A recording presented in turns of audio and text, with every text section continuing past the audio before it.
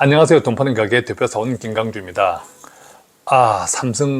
삼성전자만 생각하면 이 같은 단식이 절로 나옵니다. 그러나 이제 더 이상 숨길 수 없는 딱 한 가지가 있는데요. 이거 해결 못하면 백약이 무효입니다. 오늘 그 이야기를 해드릴 건데, 혹여 삼성전자에 투자하지 않았거나 삼성전자에 관심이 없는 분들은 지금 채널 나가셔도 좋습니다. 내용이 조금 길기 때문입니다. 구체적으로 나눌 것은 세 가지인데, 첫 번째, 그렇다면 도대체 삼성전자는 왜 이 지경까지 이르렀고 간단히 말씀드리겠습니다. 그리고 두 번째는 앞으로 원금이라도 회복할 가능성은 있을지, 투자자의 경우. 그리고 마지막 세 번째는 만약 삼성전자 투자자라면 어떻게 하는 것이 좋을지, 계속 보유하는 것이 좋을지, 적당한 가격에 빠져나와야 되는지, 지금이라도 팔고 나와야 되는지 등등을 말씀드리겠습니다.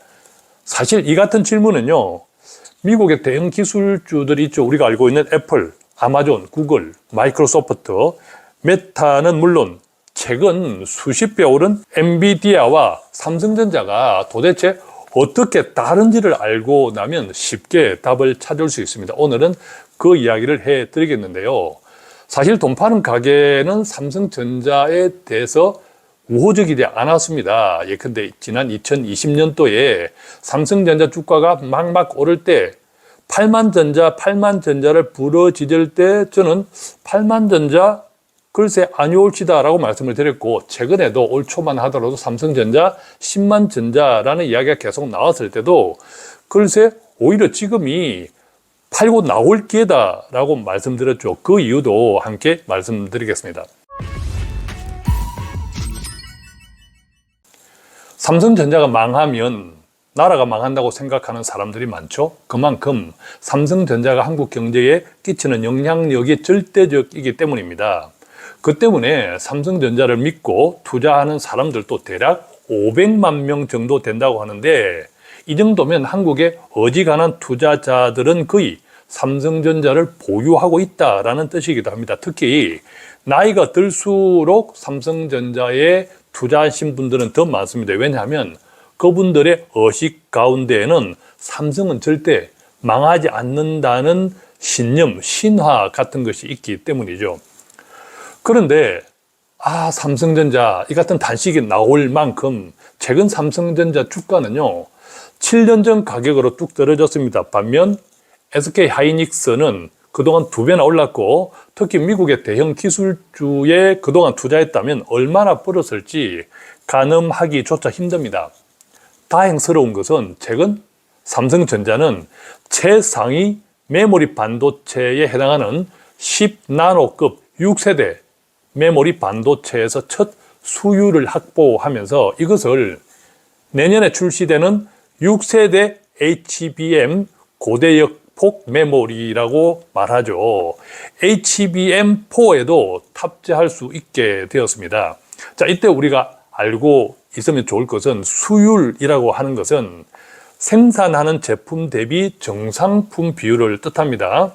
자, 삼성은 이번에 10나노급 6세대 D램 반도체에서 처음으로 정상품 생산에 성공했다는 뜻입니다. 이것은 사실 매우 큰 의미가 있습니다. 예컨대 AI 산업의 핵심 반도체인 HBM 분야에서 그동안 5세대 제품인 HBM3E를 SK하이닉스의 선두를 뺏겼거든요. 이 같은 상태에서 이번에 수율에 성공한 10나노급 6세대 반도체 메모리를 6세대 HBM에 탑재하는 것까지 성공한다면 삼성은 SK하이닉스의 선두를 뺏겼던 5세대를 건너뛰고 6세대로 직행할 수 있기 때문입니다. 한마디로 인천 상륙 작전하고 같은 거죠. 물론 현재 추락한 주가에도 좋은 영향을 주겠지만, 그렇다고 당장의 큰 변화를 기대하는 것은 조심해야 합니다. 왜냐하면 HBM 분야의 선두주자인 SK하이닉스가 가만히 보고만 있는 것도 아니고 6세대 D램 반도체의 양산체제 구축도 해야 되고, 그것을 6세대 HBM에 탑재하는 것은 또 다른 단계이기 때문이죠. 계속 성공해야 된다는 뜻입니다. 특히 최근에 삼성전자는 여러 가지 측면에서 상당한 궁지에 몰려 있다는 것이 가장 큰 문제이기도 합니다. 자, 삼성전자 파운드리 생산 라인이 줄줄이 셧다운 됐다, 설비 투자도 보류되었다 하는 뉴스 최근 나왔죠. 왜 그렇습니까? 일단 주문이 없습니다. 아시다시피 삼성전자는 평택의 P2, P3 파운드리, 우리가 시스템 반도체죠. 메모리가 아니라 파운드리 생산 라인을 엄청나게 공격적으로 계속 설비를 지었죠. 그런데 엄청나게 공격적으로 수십조 원을 들여서 지었는데 공장을, 그 생산 라인을 일부 셧다운했다. 그리고 P4, P5 파운드리 설비 투자도 잠정 중단했다고 합니다. 자, 참고로 앞서 말씀드렸던 10나노급 6세대 메모리 반도체는 파운드리, 즉 시스템 반도체가 아니라 메모리 반도체라는 것도 기억해 놓으면 좋습니다. 자, 원래 삼성전자가 평택에 파운드리 생산 라인을 공격적으로 짓기 시작한 것은 아시다시피 대만의 세계 1위 파운드리 기업, 어떤 회사죠? TSMC죠. TSMC를 따라잡기 위해서 제조 시술, 공장부터 먼저 짓고 주문을 받으려고 했던 셈인데, 결과적으로 현재까지는 주문은 들어오지 않고 생산 라인만 깔아져 있는 상태. 그러니까 현재까지는 돈만 날린 과잉 투자로 이어진 셈입니다. 주문이 안 들어온다는 거죠. P2 공장은 어마어마하게 큽니다. 축구장 16개 크기에 달하는 반도체 생산 라인이고요. P3는 이 같은 P2 라인보다 1.5배가량 규모가 더 큽니다. 그래서 올해 초 파운드리 설비 셋업을 완료했는데, 앞서 말씀드렸던 이유 때문에, 즉 저조한 수주 물량과 지속되고 있는 엄청난 적자 때문에 생산 라인이 구축되었음에도 불구하고 원가 절감을 위해서 일부 셧다운을 단행했다라고 분석합니다.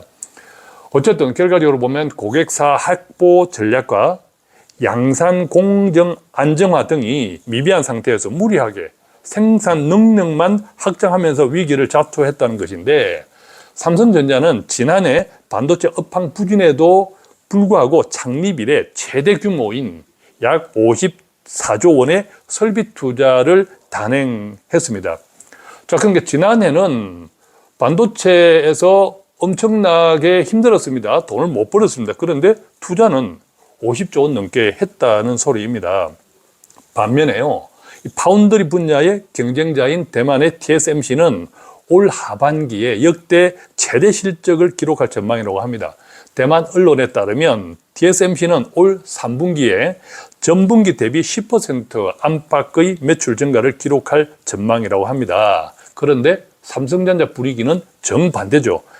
삼성전자 파운드리 사업은 올해 수조 원의 적자를 기록할 전망이고요. 이미 50%포인트 이상으로 벌어진 파운드리 업계 1위인 대만 TSMC와의 점유율 격차를 좁히기는 쉽지 않은 형국입니다.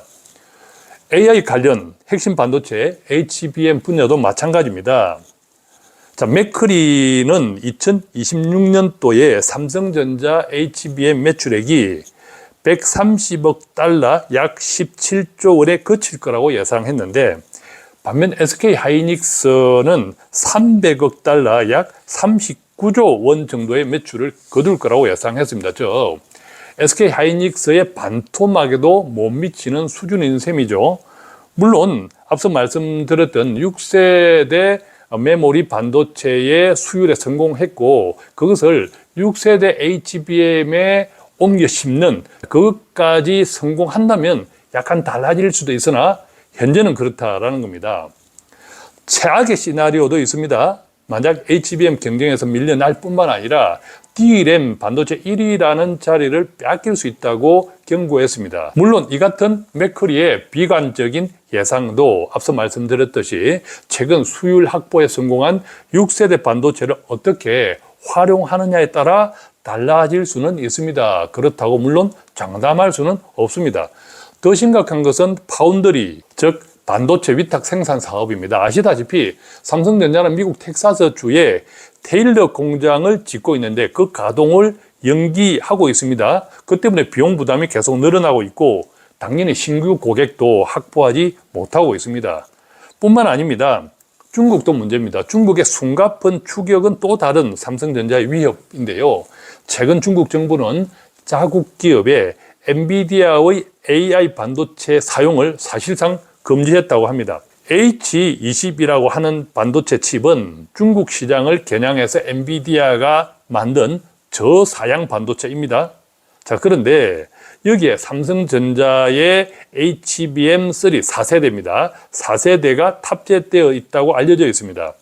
그래서 삼성전자가 HBM 전체 시장에서의 매출은 약 10%에 불과하지만 HBM 매출에서 중국 시장이 차지하는 비중은 올 상반기만 하더라도 30%에 달하는 것으로 추정되고 있는데, 만약 중국 시장용 AI 반도체 공급이 막힌다면 당장 삼성전자의 HBM 매출에 큰 타격이 불가피한 형편인 거죠.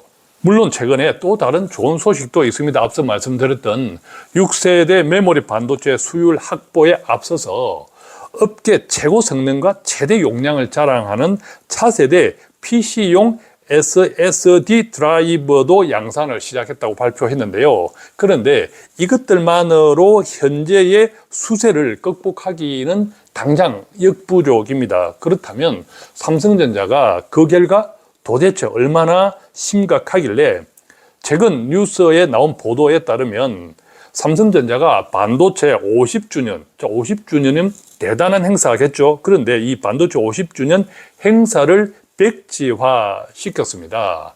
상당히 침체되어 있다는 것을 단박에 느낄 수 있죠. 그만큼 위축되어 있다는 뜻이고요. 해외 거점 공장을 중심으로 인력 구조 조정도 단행하고 있다, 자, 이런 이야기도 들리고, 그것도 한국 공장에도 검토하고 있다, 이런 이야기들도 들리는 거죠. 특히 삼성전자는 국내외 증권사와 회사채 발행 여건을 검토한다는 소식도 있습니다. 회사의 금고가 말라가고 있다는 뜻인데요. 삼성전자 개별 기준 현금 및 현금성 자산은 2020년 말만 하더라도 약 30조 원이었는데 올해 2024년 6월 말 기준으로 하면 7조 원 수준으로 팍 추락했습니다. 곳간이 비었다는 소리죠. 특히 자회사인 삼성 디스플레이에서 한 20조 원 정도를 빌리고 있는데 내년 8월 달에 갚아야 한답니다. 이것만 해도 연간 이자 비용이 약 1조 원에 가깝다고 합니다. 만약에 삼성전자가 돈이 없어서 정말 내년에 실제로 회사채를 발행한다면 글로벌 채권 기준으로는 무려 13년 만에 발행하는 것이고 원화 채권 기준으로는 무려 24년 만이라고 합니다. 그만큼 삼성전자가 다급해 있다라는 뜻이기도 하죠. 자, 그러다 보니까 이 삼성전자에 대한 글로벌 투자 은행의 비관적인 평가와 전망이 이어지고, 특히 일부 외국계 금융회사는 삼성전자의 목표 주가를 5만 원, 6만 원대까지 크게 낮춘 상태입니다. 실제로 외국인들은요, 지난 9월 한 달 동안 단 하루만 제외하고 삼성전자를 무려 9조 원 가까이 팔아치웠습니다. 반면에 국내 증권사들은 삼성전자에 대한 목표치를 낮췄음에도 불구하고 아직도 평균은 99,560원입니다. 자, 그러니까 해외 증권사랑 국내 증권사가 삼성전자를 바라보는 주가, 목표 주가가 엄청나게 차이가 나죠. 그런데 꼭 기억하면 좋겠습니다. 삼성전자에 대해서 99,560원 평균 목표 주가를 발표한 증권사들은 올해 초 삼성전자를 10만 전자로 예측했던 증권사이기도 합니다. 누구를 믿어야 할지는 어렵지 않게 짐작할 수 있겠죠. 물론 현재 삼성전자 위기는 시간이 지나면 어느 정도 해결될 수도 있습니다. 삼성전자가 간단한 기업은 아니지 않습니까? 예컨대 고대 역폭 메모리 반도체인 HBM도 결국 납품할 것입니다. 엔비디아에. 그래서 개인적으로는 현재 주가는 충분히 반등할 가능성이 높다고 생각합니다. 그런데 더 이상 숨길 수 없는 딱 한 가지, 이거 해결 못하면요, 중장기적인 관점에서 삼성전자 주가는 백약이 무효일 수 있습니다. 그것은 시작할 때 말씀드렸지만 삼성전자가 미국의 대형 기술주인 애플, 아마존, 구글, 마이크로소프트, 메타는 물론 최근 수십 배나 오른 엔비디아와 어떻게 다른지를 알고 나면 쉽게 답을 찾을 수 있습니다. 이들 기업들과 삼성전자가 본질적으로 다른 한 가지는요, 3대 세습을 하지 않고 있다는 점입니다. 그들 기업들은. 자, 3대 세습은 물론 창업자의 자녀가 경영에 참여하지도 않습니다. 그들 글로벌 기업들은. 왜냐하면 철저히 독립된 이사회에서 가장 뛰어난 경영자를 선택하기 때문입니다. 애플을 창업했던 스티브 잡스 아시죠? 자, 스티브 잡스가 자신이 창업했던 회사에서 한때 쫓겨났다는 사실, 너무나 잘 알려진 사실입니다. 그런데 한국의 재벌 기업 이사회는 거수기에 불과합니다. 물론 창업자 가문에서 경영을 틀어질 수도 있습니다. 한국처럼 짧은 기간에 산업화를 이룬 국가에서 흔히 볼 수 있는데요. 집중이 필요하고 일사불란한 조직이 중요한 때가 있기 때문이죠. 그런데 지금 한국의 대부분 기업들은 전 세계와 경쟁합니다. 그만큼 뛰어나야 한다는 소리입니다. 그런데 세계 굴지의 기술 기업 가운데 삼성전자처럼 3대 세습을 하고 있는 기업이 있다 없다 없습니다. 결과적으로 글로벌 스탠더드에 역행하면서 세계 1등 기업이 되겠다는 생각 자체가 어불성설인 셈이죠. 따라서 현재의 위기는 바로 거기에서부터 출발합니다. 사실 이 같은 문제는 한국의 재벌 기업 대부분의 문제이기도 합니다. 제가 가끔씩 한국 탈주를 말하는 핵심이기도 하죠. 그렇다고 이재용 회장을 비난하는 것이 아닙니다. 그 역시 지금 최선을 다하고 있겠죠. 그런데 현재의 극도로 비대해진 삼성전자를 감당할 수 있는 역량이 있느냐 없느냐는 별개의 문제입니다.